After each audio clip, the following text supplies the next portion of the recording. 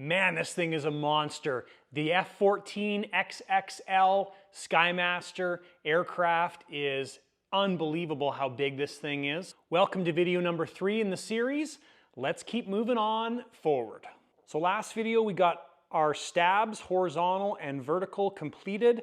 Our wiring's all hanging out the back. We got some of the tail section work done. We got our tail hook done. So what we're focusing on this video is continuing to move forward in the aircraft. So first thing we have to do is we've got to sort out our wiring. This has to be routed to the center of the aircraft, and then we're going to run it forward. Now we're not going to get too crazy and start interfering with this area. We're just going to get it to this section where the turbines mount, and then we're going to focus on getting our wing system, gear, and tanks back in this aircraft. We've also got our tail cones, our pipes to install, and our afterburner lights. So lots to do still in the back end of this aircraft, but let's get busy. So just cleaning up the wiring in the back end, we're using a combination of this style of clip here, mostly this clip, and then where we had too many things coming through, so airlines and lots of wires, we used these guys right here, which require a zip tie or wire tie to hold everything down.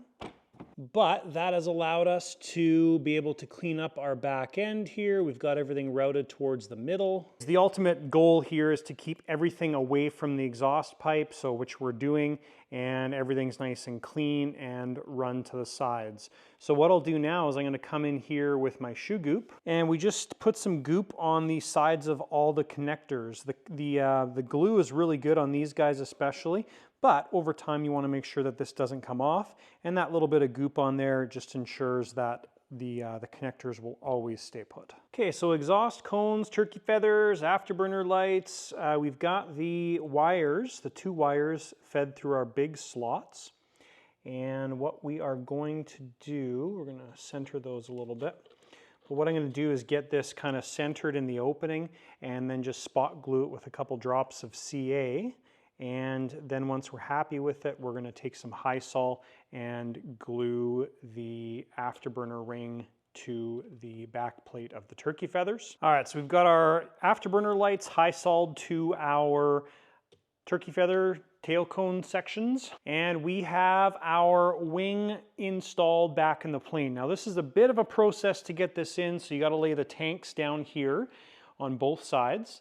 Get the swing wing installed. It only goes together one way because you got your big bolts on the bottom here that bolt into the fuselage or the landing gear, so it only goes together one way. You kind of have to lift that up and then sneak the tanks underneath, and right now the tanks are basically kind of supporting the weight of the swing wing. Now what we'll do is we're going to get the gear tucked back in. The gear's got to come in from this underside and get the gear put in place, and we'll do that on both sides. Now all of our leads here for the air system, don't worry about that initially. We'll do all those afterwards once we get our gear bolted in place. Okay, so we've got our swing wing back in, we've got our gear back in, everything's bolted up, we've got our tanks bolted in place, and we are all good with everything. That section is now good again. We do have to run all of our lines. We'll get to that though. So I think the next thing we're going to work on is getting our pipes put in place and tail cones mounted along with the afterburner light controller. So the pipes themselves, you basically install them from the back end, which is nice, so you don't have to worry about anything in the front end, but you slip them in. We're going to go bring the edge of the pipe sits here when it's installed, but we can put that pipe all the way forward, get it out of our way, and then with those forward we'll be able to mount our afterburner rings and get those lines run before we slide the pipe back. We are back on our adjustable workbench, and this was one of those steps that we needed to take it off in the first video in order to get the gear out. So now that our gear is reinstalled, we are able to have it sitting on the workbench. So our tail cones are in, and we are just kind of cleaning up the wiring a little bit and getting stuff sorted. out. Now, one of the key things here is right now, if we didn't have these weight balls in the front, it would absolutely tip backwards because it needs a lot of the extra structure that's missing from the nose. And as I've mentioned previously, this aircraft really is not an aircraft that you want to sit on the belly or even build a stand for it. There just isn't enough structure in the aircraft to be able to do that. So once it's on its gear like this, it pretty much lives on its gear unless it's in the air flying. So keep that in mind if you're thinking about the F-14. You need a way to transport it on its gear, and it's a big airplane. So we got our pipes all set in place. They're not screwed down on the front end, but they are in place on the back end here, and happy with that. That turned out awesome. And we've got our pipes, if you look in the front portion here, just sitting there. Now we do have some pre-done holes already done up in the turbine mounts, so that's basically where we need to mount them to. The nice thing about those pre-done holes is it does the spacing and everything correctly for us. And then when we put the turbine in there, we'll just be moving the turbine forward and backwards to accommodate the pipe bell mouth combo. So a couple things we're doing here is we're getting the lighting controller ready to install. Now I'm going to put the lighting controller back here in this section right there. We pretty much did exactly the same thing on the previous F-14. Reason for that is it keeps the lines nice and short from the afterburners to the controller. So what I do with these controllers is same thing we did on the actual afterburner light itself. So take trusty bent screwdriver, put a little bit of goop over top of the power leads. That creates a little bit of, again, relief for the wires so they don't pull themselves off. And the other important one that I've had some issues with in the past, not doing this, is the servo lead or the signal input right here where my finger is. So I put shoe goop on that as well too. I've had these vibrate loose or come loose just from handling them. So that's a good little thing to do that keeps the wire on the controller intact. So we're going to let that cure a little bit and then we'll get this installed into the plane. So our actual leads here, the power lead is going to come to the BEC output right here. We're going to have those set at 8.4 volts. So one of these BEC outputs is going to feed the afterburner controller. The other BEC output is going to feed the Skymaser lighting controller, which is also 7.4 volts. All right, so with cleaning everything up here, the next step was to get all of the airlines installed back on the landing gear. So we wanted to change a couple things. Number one, I wanted to get rid of as many zip ties as possible. So there was one zip tie right here holding all these lines together. We put some keepers in there, airlines held in keepers, some right there, some right there. And on these keepers closest to the gear, I put some goop on there to make sure the airlines don't pop out unless you want them to. So all the airlines have been run. Still used a couple zip ties up top here in the invisible areas where you'll never see them. And then down below, we installed some keepers as well too. Now these are custom keepers that I've made up, and they're basically just big enough to fit the Skymaser airline through, like 3mm airline. And one side has a flat spot on it, so you just do a little bit of sanding on where you want it to get glued to on the leg, and then you use some CA to hold it in place. And they're nice and solid, they work really well. So we've got those all run and finished. This side's done, the left side, we're just finishing up the right side, and then the main gear will be complete. All right, with our other right-hand side completed, it is time to move on to our wings. That is going to be a big step in this project. I'm not sure if we'll get them done in this video, but we'll see how things go. So wing-wise, the wires come through, the opening in the wing is about in this location, and there is no room up top, but the wires, there's actually a pocket underneath where our wires are going to come out. So I think our path for our wing wires is going to come out and then come to this area, and we'll have our other side of our ash lock connector maybe put in this area somehow. So we'll see how that all works out. But yeah, it's a lot nicer working on this system than the smaller F-14 because there's just more room. But anyways, that's where our wire is going to come out. That's the first step. To know that stuff, that's kind of important. So time to clean off the bench and get our wing out and see what we're up against. All right, so we got the wing on the table. We're going to do the left wing first.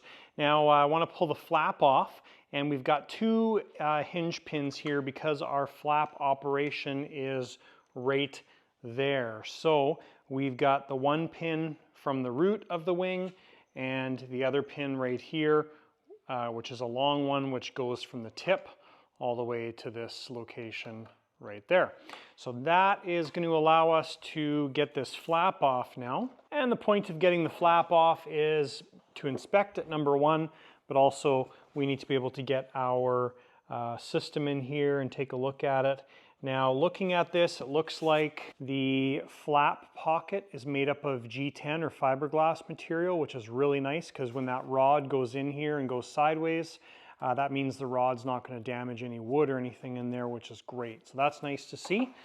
So just going to spend a bit of time looking at things and coming up with our plan. All right, so getting into the wing here, we've got, we need to order a servo arm. Now, I'll throw up the servo arm that we need to order. Basically, the way this works, we've kind of talked about it already, but this is the flap linkage system that connects directly to our servo. So if we were to use the standard X6 round setup, there's no way for us to fasten this to this.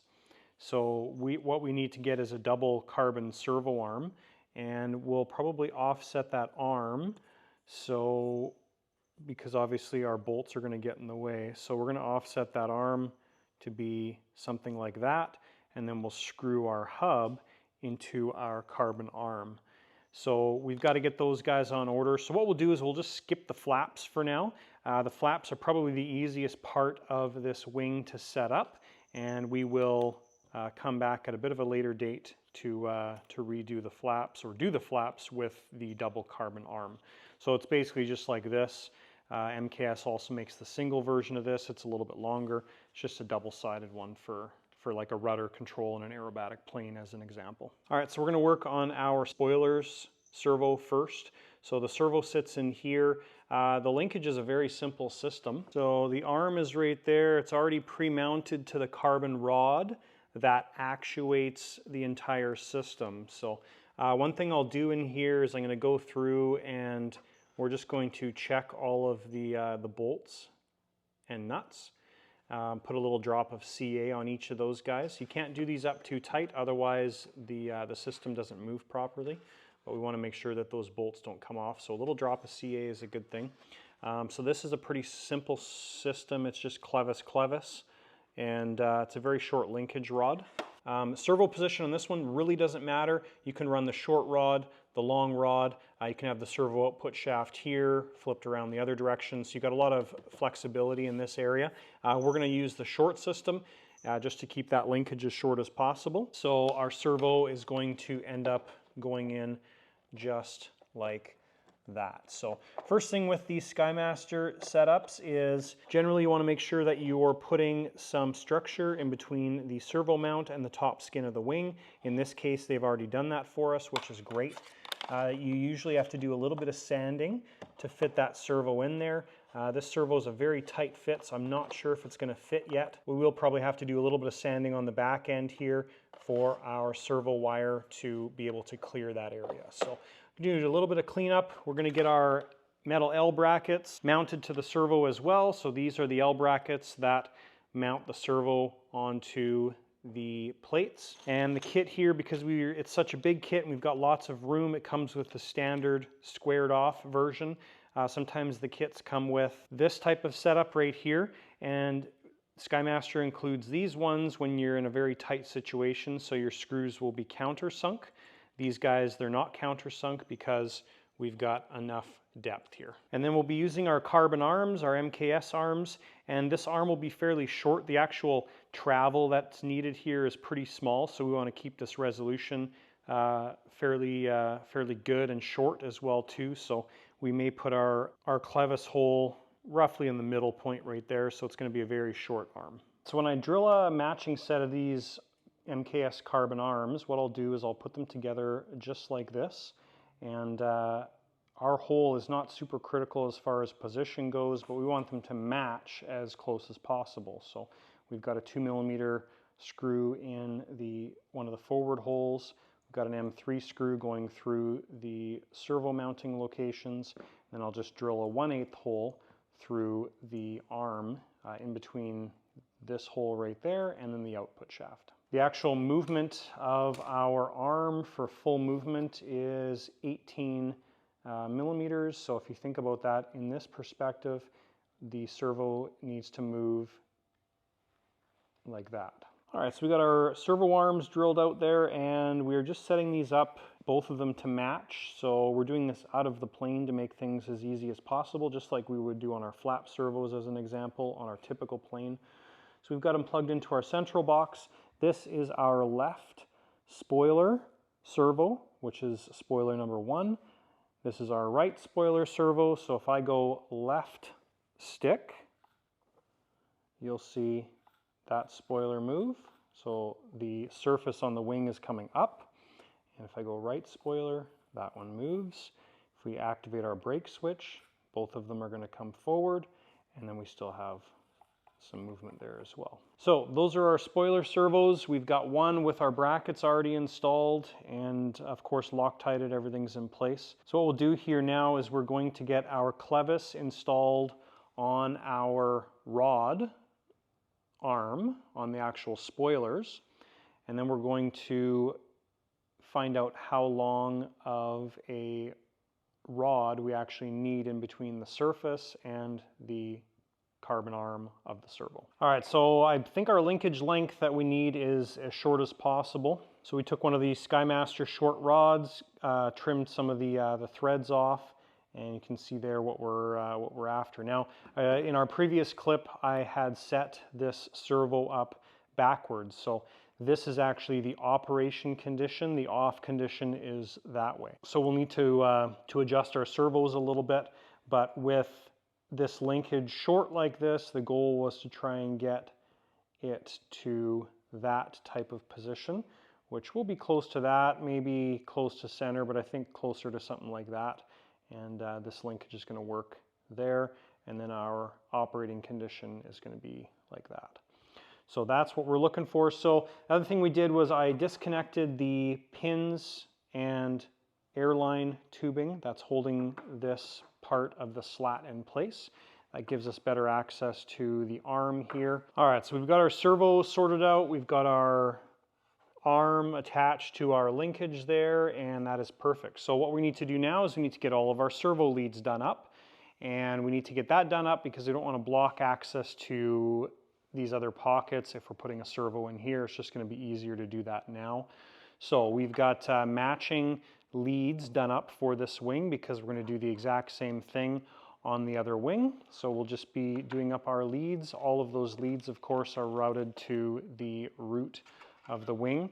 Now the only thing extra on each of these wings is our light wire. So the Ashlock 12 pin is perfect for all of our servos, but then we've got a light wire to deal with as well too. So we'll figure that out once we get to that point, but I think what we're going to do is we're going to do an Ashlock 12 for that, and then probably just a 2-pin like this connector for the light wire. All right, so our spoilers, that one surface is done. We still have to do the other wing on all of this stuff, but it's nice to get one wing completed. So that's done. We'll just be using our servo limits to adjust this. So the closed position right now is not our previous neutral position, so we'll have to adjust that a little bit, but not a big deal at all. That's screwed down, that's done. We've got a clevis and a clevis, we've got a keeper and a keeper, so that's finished. Next thing we have to do is work on the leading edge. Now we need to put our hard points in for the leading edge. There's no pockets installed yet for our arms to come through, so we're going to have to get that done. So I've just pulled this out just so we can get it out of the way, and we can feel where our pockets are, and we'll have to have a hole cut in here to match up to that pocket.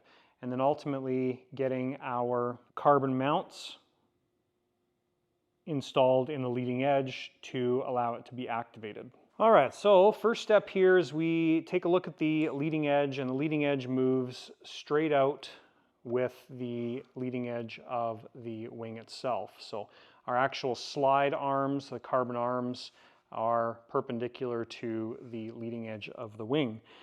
So what I've done is I've laid tape down, and we've got our pockets that sit in here. So we want to just spend a bit of time getting everything lined up. So we're going to place our servo on here, take a look at how it lines up with that pocket, and once we get that location kind of figured out for the center of our servo arm, we'll put a mark on this side close to the servo pocket, and then we just take a straight edge and we're going to make a line coming across the wing from that center of the servo location, and that's going to tell us our pocket that needs to come out of the leading edge of the wing. And that is where our arm is going to come out, and ultimately where we need to put our carbon arm mounted to the leading edge. So we're going to spend a bit of time getting our servos set up and mounted, and then we will take a look at the next step. So with our leading edge, what I've done here is, as a first step, we've got our L brackets mounted on our servos. Next step, we need to figure out our servo arm length. So what I did was I took my calipers and I measured our depth here from the wing skin to the wood mounting bracket. That's a little bit different between these two, so we took the average. The front is 29, the back is I think 25-ish, so I went 27 kind of thing. Got that locked in place. Installed the servo arm here, and then you got to remember we are doing our measurement from the underside of the L bracket, so it's about there. So when we do that, our servo arm at its longest point on the outboard leading edge surface, because the inboard one we've got a ton of depth. So I took this, laid it up here, and the hole that's already pre-drilled in these MKS horns, that's as far out as we can make that hole. So I made a little mark here on this pair that's joined together, and we've got that as our drill location. So what we'll do is we'll make a first set that is matching, and then we'll take each of these guys, put them with another arm, and drill that same hole out through the other arm. And what that's going to do is that's going to make 4 matching servo arms, so all of our slats are going to be moving very similar. So we'll get those drilled out. All right, so we got our first pair of servos set up here, so that is leading edge off. There you go. And as the radio's telling you, that's exactly what we're at. So now with our arms installed, we can get these installed in the wing and get our center line of our servo marked out on our green tape. All right, so continuing on with our steps here, we've marked out the center line of our servo. And the reason there's 2 marks is that's just the width of the actual servo arm itself. I've done up a linkage here just to test and make sure that we've got enough on our rods, which we do. And then the other thing I'm doing here is getting the leading edge into its kind of full position. Reason for that is if you were just to blindly mount your carbon arm to this portion of the leading edge, when you try and extend this, that's going to be outside of the wing skin itself, so there's no way for your actual linkage to contact your mounting point if it was here. So our mounting point needs to be set down a little bit further in this area so we're able to get our travel. Now, because we don't have a manual on this, I'm just going from kind of rough guesstimates, but I'm just going to make sure that at a decent amount of travel like this, we've got a good position where we can actually have our linkage and everything work and not interfere with anything. All right, next thing we did is I took my fine Sharpie and just put it at an angle like this to give us a decent amount of extra room. So if I took our carbon arm and put it across here and had that coming straight out, it's still not going to interfere with the wing skin, which is what I'm looking for. So I did that on both of them, and then I came in here and just matched our servo arm center onto the surface right there. So now our carbon arm is going to mount in this area right there. And now what we'll do is we'll template this as well. So if we put our carbon arm in there and we've got it sticking out, I don't know, 5 millimeters or something like that, we'll just repeat that on all of them. So the mounting point is the same and the dimensions the same and everything on all of the servos and hard points. All right, so just going to show you guys this stuff before we start doing any grinding or sanding. If we take our straight edge, hold it up there, you can kind of see our dimensions. So our line is about 5 millimeters down from straight across from our skin. We continued these lines on the leading edge of the leading edge surface here and went down 25 millimeters from this point right here. So measured down 25, 25, and that's going to be the first part of our slot. I think that's going to be enough. We can always make that bigger, and that number actually came from measuring from here down to about the bottom of where our horn's going to mount to, which is about 25 millimeters. So that's where that actual dimension came from. So what we do now is you take our Dremel with our 1/4 inch or small carbide bit, and I'm going to do our slots in the leading edge surface first. I'm hoping there's wood in these areas. Usually Skymaser is going to install balsa in these areas, so that's probably where it's going to be located. So we'll do that, and then we will also be doing our cutout in the actual wing surface itself to begin with. So we'll just start off with a small slot, that full width of 25 millimeters, just a narrow little slot, and we'll open it up as we need to. All right, so we've got our slots cut in our wing and also our leading edge surface. And one of the things that I've noticed here is just holding this up, shining a light through here. This servo arm looks like it's going to be good.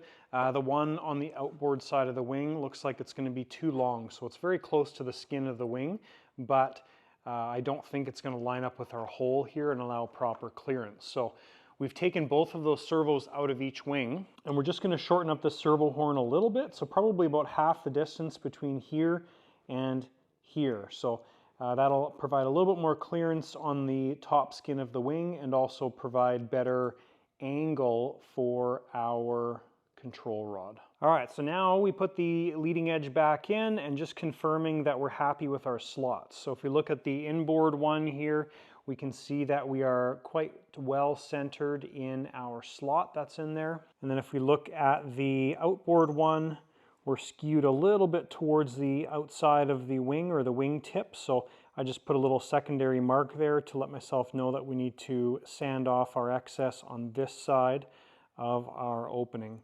We do need to make those openings bigger to allow the clevis to pass through. But ultimately, this is what's important, that we get our travel here, the clevis is able to operate, and we kind of have a good idea of where our carbon mounts there, our clevis mounts, are actually mounting to. So you can see there we are pretty good on that one. This guy's buried a little bit too much, so we'll pull that one out a little bit, but lineup looks good. All right, so we've opened up our slots on the leading edge of the wing, and it's time to do all of this stuff on our second wing, and then we will get our carbon arms glued in to the actual surface itself. All right, so our final step for the wings for a little while is going to be gluing in our hard points or our mounts for our leading edge. Now we've put the clevises on here. The theory behind this, or the goal behind this, is we can measure the distance between our end of our clevis and the trailing edge of this surface. Now of course this position does affect the width, so that does make a difference, but we're going to be close anyway. So at least the clevis gives us a better perspective on how that looks when it's installed, and it also ensures that our spacing between the hole and the surface is enough for this clevis to move and rotate, which is also good because these can drop down a little bit too much, or we could raise them up too much. So anyways, we're going to get those high-soled in place. We have sanded it down our carbon horns there. You can see the rough patch. We're going to mix up some 9462, just a little bit of it, and we are going to get those guys glued in place, and we're going to set these wings aside for a while. All right, big step accomplished here. This is probably the toughest part of the wings themselves, is the leading edge. and probably because you're doing 2 servo mounts. That's, in my opinion, why. But we're all lined up and we are all glued in place, and I'm very happy with the result. So ultimately what we did here is we just took our measuring device, our ruler here, and we measured, for example, this guy is 27 millimeters. This guy matches up 27 millimeters. What do we got on our small ends? We're at 14, and then this one measures at 14 as well. So distance-wise, we're measured very similar or very close from our trailing edge to the start of the clevis, so everything should be quite well balanced. We've kept those lines as straight as possible as well in relation to our leading edge. So we're going to set these guys aside and let them cure, and that's a huge part of the wings. All right, next day, and we are back on our wings here, just getting the linkages set up. So obviously our mounting points have cured now, we're good to go. So what I did here is our servos operate on a 3-position switch for the slats or leading edge.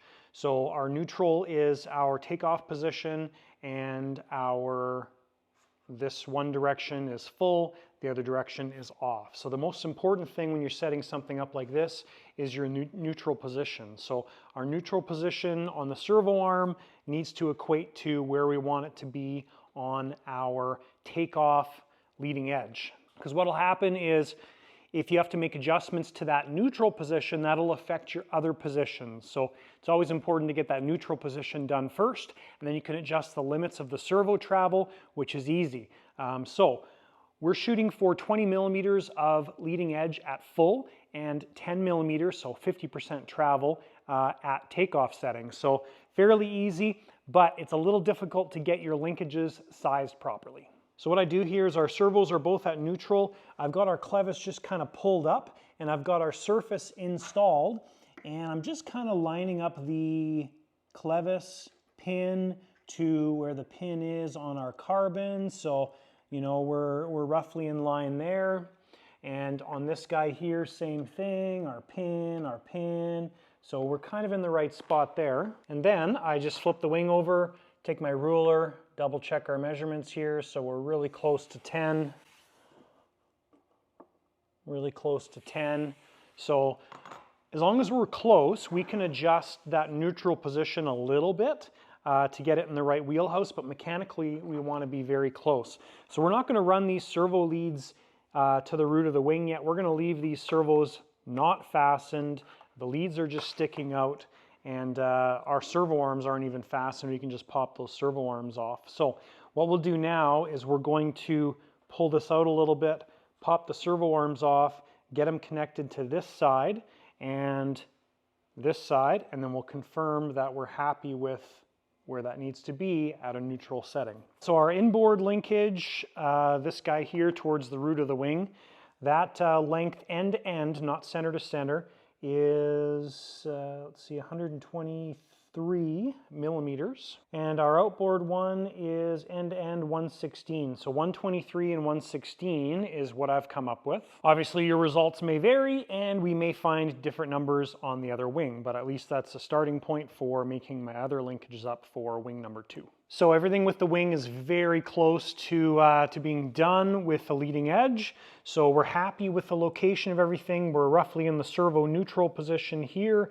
and we're roughly spaced out where we want to be. Same thing on the inboard servo. So what we'll do now is we'll disconnect from the leading edge, pull the servo and linkage out. I've already CA'd those linkages in place, and pull the servo and linkage out, get the arm mounted, reinstall these servos, and then we can get the leading edge hooked up on this left wing. All right, so now that we've got our leading edge done on the first left wing, I'm just getting the wiring figured out here as well. So we've got all of our leads, which are, like I mentioned before, running underneath the wing mount here. So I think what's going to happen is our wiring is going to sit inside the main wing pocket here, or the actuator. That's going to be the safest spot for it. So I'm just getting kind of things lined up here. So I think we will have this come like this. Obviously it's going to be wrapped in snakeskin. Our other wires are going to come from the Central Box 400 are going to come here and be in this area right there. These guys can plug in, and we still have lots of relief when this wing comes out. We need to be mindful of that because that's a pretty substantial amount of movement from this piece right here. So we need to have, you know, about 3-4 inches of flexibility here when these wings are out. Okay, so we're doing up our wing wiring next. I've also labeled our ash lock connectors here. So this is something I will do on a pretty much normal basis. And the way I'd always do my ash lock connectors is generally I'll always put this one on the wing so we can plug in a servo connector nice and easy. If I've got two that are exactly the same, then I'll usually invert them. But anyways, we've got flap, leading edge 1, leading edge 2, and then we've got spoiler and light. So that's going to be the best way to mix this up. So we've got two connections that are kind of similar in size rather than having a 12 and then a single one. So we've got our snakeskin installed, we've got our piece of shrink tubing, and this is our first servo. Now there is a little arrow on these ash lock connectors. You can probably see it on that one better. The arrow is always the signal, is the way I do it. I mean, you can do it whatever you want, but I always do it, the arrow is the signal, the arrow is the signal, and then when you do this guy, the other side, it's also marked with an arrow, which is right in that corner. So again, we do the same thing. We always just put our signal on the arrow, and then when these things go together, like that, they always line up. So that's a simple way to do it, and then I don't have to sit there and like figure them out and whatever. And so anyways, we're gonna get these guys hooked up. I just do one set of wires at a time. So for example, this is going to be S2, and then I will cut S1 to the same length, and that's gonna go in S1, then I'll cut flap, and that'll be done, and we'll do the other connector as well. So I'm gonna get this one up, done up, and get this side completed. So this is exactly why I like using the ash lock connectors. So we've got our spoiler and our two leading edge servos hooked up. We can check the functionality of it and make some adjustments nice and easy. So this linkage on the outboard leading edge needs to be shortened a little bit. And so I'm just taking the servo out. I'm gonna shorten that linkage probably about 5 millimeters-ish.